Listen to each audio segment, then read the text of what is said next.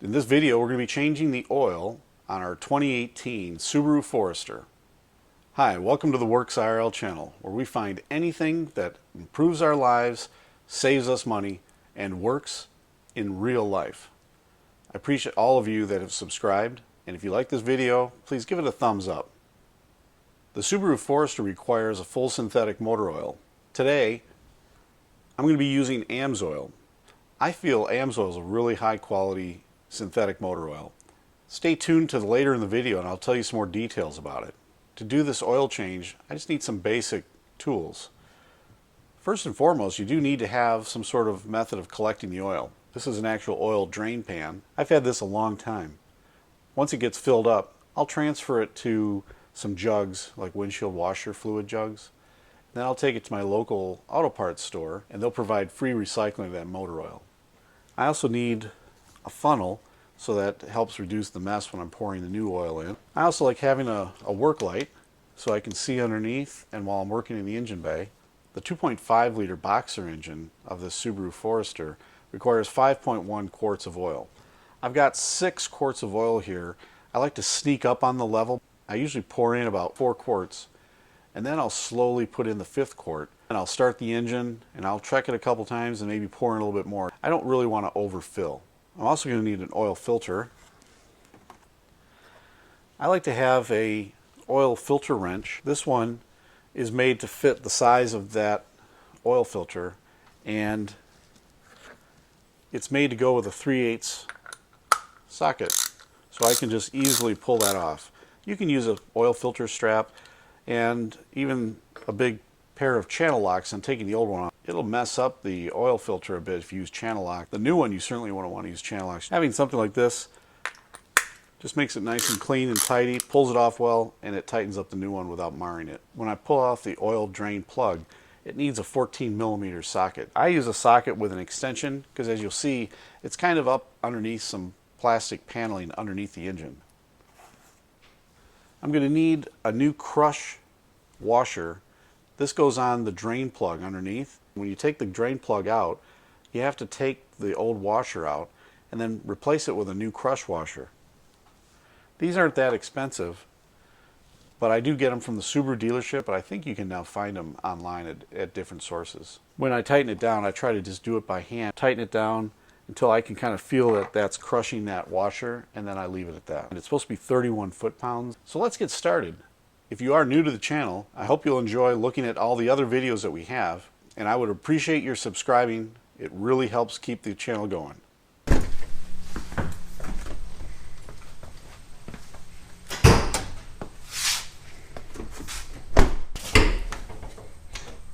Just a little lever here that you just reach your finger in, push it to the left. That releases the hood. Before I pull the drain plug underneath, I wipe off the fill cap so nothing gets down inside. I remove the fill cap just kind of like when you have a straw, you have your finger over one end. I feel that the oil will flow out easier if you have a vent from the top. And then to keep anything from getting down in there, I'll just take a shop towel and just do that. That way it's not fully sealed, but nothing can fall in there either. Now let's go underneath. We'll pull the plug for the oil drain. Also, before I get underneath any vehicle, I always like to make sure that the automatic transmission is in park and the parking brake is set, just so that it reduces any chance that it might roll while I'm underneath. One small tip: whenever you use a drain pan like this and you pull the plug, let the oil fall into it, there's usually a little vent cap. Make sure you remove that, otherwise as the oil pools in here and starts to go down, it'll vent through that hole as well and start doing like almost bubble burps coming up, and it can spray all oil all over the place. Having that vent open allows that oil swirling down in there to more smoothly get down inside without bubbling up and making a mess. So have a piece of old cardboard that you can put underneath that helps to reduce any mess if you do have some spills.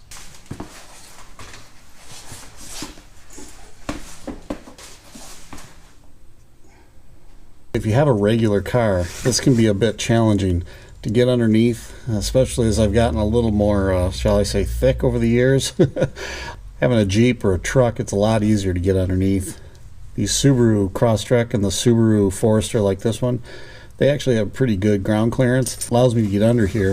If it was any lower though, I would probably have to have ramps to be able to get up underneath this. And this panel cover up that hole. So they've got it so you can remove this, but they use these plastic tabs.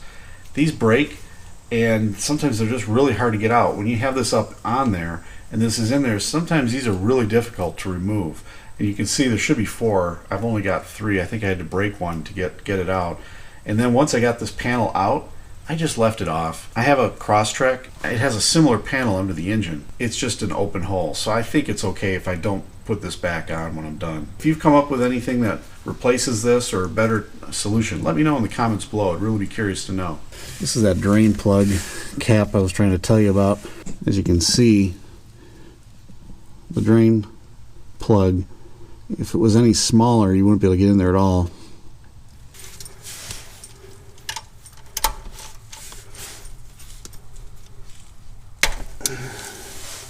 If you got your Subaru from the factory and that's the first time you're changing the oil, that thing, it's a real bear to get off. In fact, I think I had to use a ratcheting breaker bar to remove that. It was really worrisome. I certainly didn't want to strip anything out right on the brand new vehicle. And so it was a little unnerving the first time I did it, but ever since I've been changing it, I tighten it up to where the crush washer does its job, but not to the point where it's strong-armed, and now at least it breaks free a lot easier. It's going to be a little tricky sometimes trying to get your hand in there without necessarily spilling it all over the place. It's usually inevitable, it gets all over the place, but I usually try to minimize the carnage. It is going to shoot out this way, so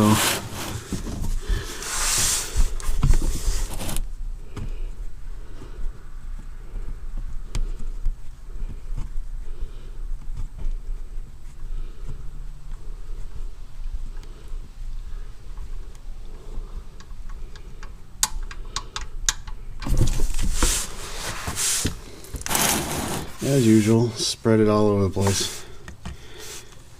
That's where if you had a little more room underneath, you could make it a little cleaner.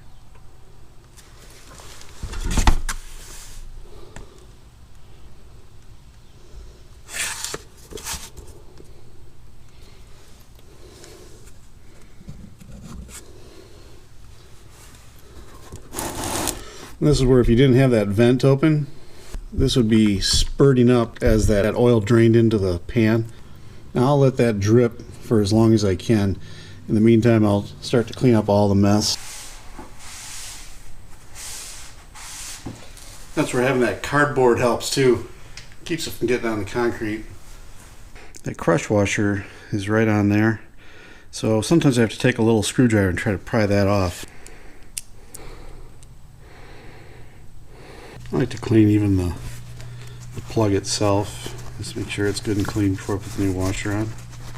And then I put that crush washer on so that the flat part is against the plug and the rounded part is facing what will be the drain pan.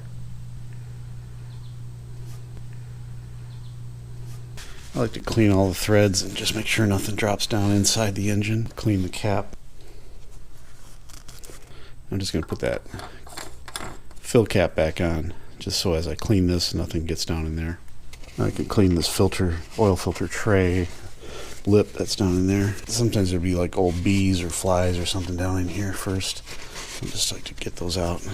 Maybe some grit before I pull out that filter. Be careful, these machined parts can have some really sharp edges. So as you move your fingers around, you really should wear gloves.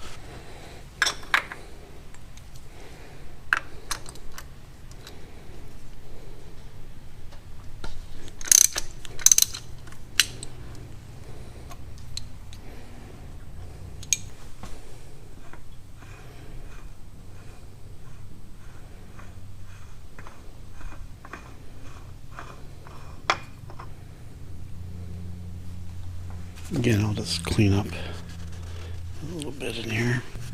Again, be very careful. These are really sharp edges.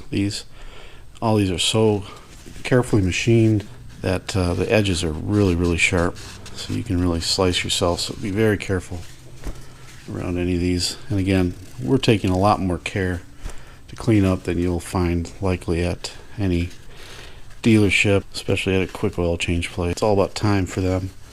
So that's one of the reasons I like changing my own oil and doing my own automotive work. Is not only do I get to learn how to use this stuff works, and I can marvel at the beauty of these machined parts that you pay such good money for. You often never get to see it, whereas doing it yourself, you can really appreciate what you bought with your hard-earned money. You see all these parts and what makes it work. I appreciate that. I mentioned how I was going to explain to you why I use AMSOIL. I am an independent AMSOIL dealer. I've primarily done it because I have a fair number of vehicles for all my members of my family, and it's just more economical for me to be a dealer. I started off as a preferred customer, which really is the proper way to go. A preferred customer, you get, I think it's upwards of 25% off on most of the products that they sell. In fact, I'll put a link down below, and if you click on it, you can get more information down in the description. AMSOIL has basically 3 grades of oil. They have the OE for the original equipment, matches the OE for most of the vehicles with the same change intervals that the manufacturers would recommend in their user manuals. Then they have what is the XL. The XL motor oil is slightly better. It's got a little bit more detergents and additives to it. And if you have the proper AMSOIL oil filter like this one, which is rated for 15,000 miles, I could go 1 year or 12,000 miles without changing my oil, which is what I do on these, because it does allow me to just reduce my consumption of oil, number one, and it is more cost effective. To me, it seems like a higher quality oil that saves me money. I think it's worth it. So to me, it's one of those things that works in real life. So I've got a partially open bottle of OW20 or 0W20 motor oil. This is again the XL from AMSOIL, and I'm just going to use a little bit of this on my finger. I'll just tilt it here, smear that on the gasket. That just makes sure that when you put it on, it makes a good seal, but also makes it a little easier the next time you take it off. So it's one of those kind of old-timey tips that I think everyone teaches anyone that does an oil change, but it seems to be valid.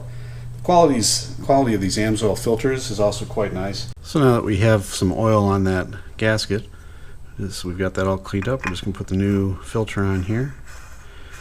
I get it to where it makes contact. I kind of look at where the label is, because once you get it somewhat on there like that, I'll look at here, and then they say about 3/4, so you figure all the way around would put that in the same position. So 3/4 will probably want that label like right around here.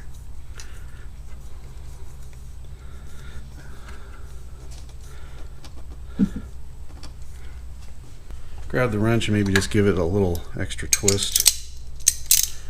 Maybe just to snug it up.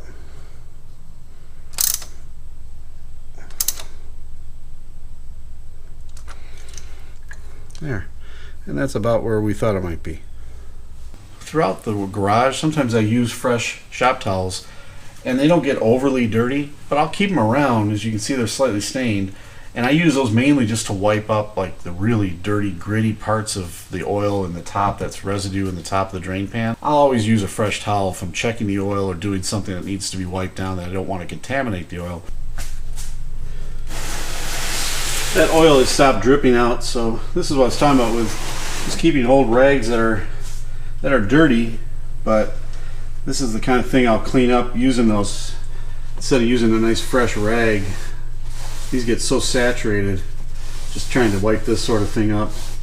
Again, I'm just trying to minimize my shop costs, I guess you might say, by just using partially used rags for this kind of really super heavy duty soil work. And we will put that away for the next time. So I'm just going to try to clean up anything around this hole from the drain plug of the oil pan.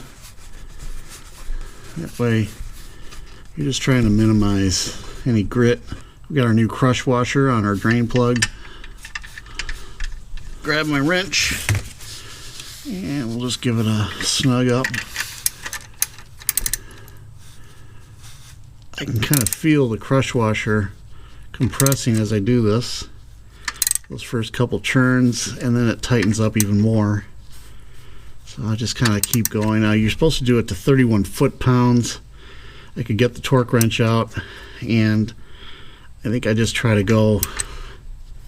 That's why using the smaller wrench, the 3/8 inch wrench, I can't really over tighten as much as I would with the big 1/2 inch one, and I'm just kind of using my fingers to snug it up, and I think that's good right there. And I think I can kind of feel that the crush washers collapsed, and we'll dry it up real well, because then what I do is after we put the oil in, we will start it up and then carefully, because the engine's running, come underneath and just make sure we're not seeing any leaks. I also like to make sure my funnel is nice and clean, so I'll clean all that. Sometimes you use it for coolant or something else. I even run a towel up through there. Yeah, just run through there just to make sure it's all cleaned out and nothing. And then we can take our fill caps, because I always like to go through my mental checklist. We know we've got the plug-in underneath, because I have done that, where you forget to do that once again, and as you put your new oil in, it's pouring right out the bottom. So make sure you always remember your drain plug is back in. This is the AMSOIL XL motor oil. Make sure it's OW20, that's what we're looking for. I also wipe the tops off the bottles just in case there's any dust or anything.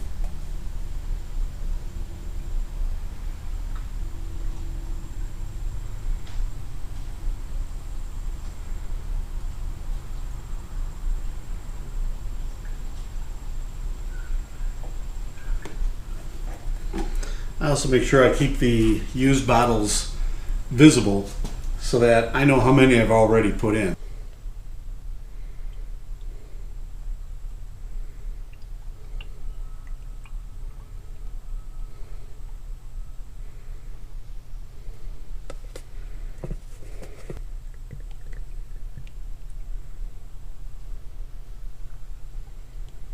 You do want to be careful you don't pour so fast that it might bubble up and out. So this is my 4th quart, and this needs 5.1 quarts, and I think I'm going to put in a partial of a 5th quart, and then we're going to use the dipstick and we'll check and see where we're at. We'll kind of sneak up on it, check it again, and then we'll keep putting it until we get just the right amount on the fill stick, because again, you don't want to overfill these engines.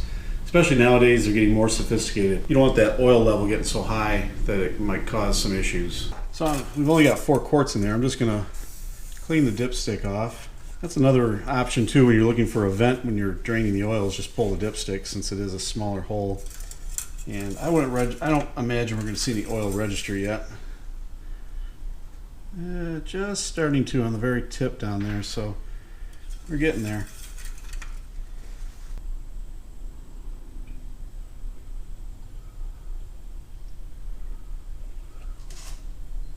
So let's start up the engine, and then I'm going to let it run for a little bit. We'll check for leaks on the oil pan drain plug, and we'll look around the oil filter and make sure we don't see any leaks. Turn it off, give it a few minutes to let the oil drain back down to the pan. Then we'll check the level, and we'll top it off if need be to get it right where it's supposed to be.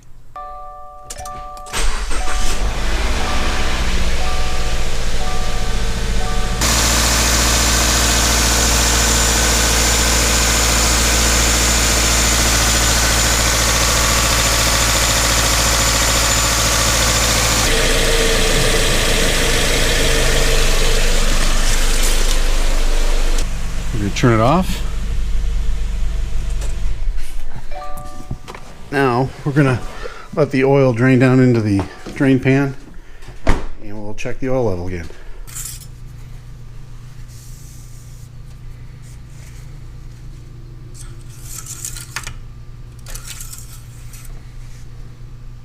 I've got to check the user manual and reset the computer so it knows that the oil was changed, so that the reminder will go off at the proper time.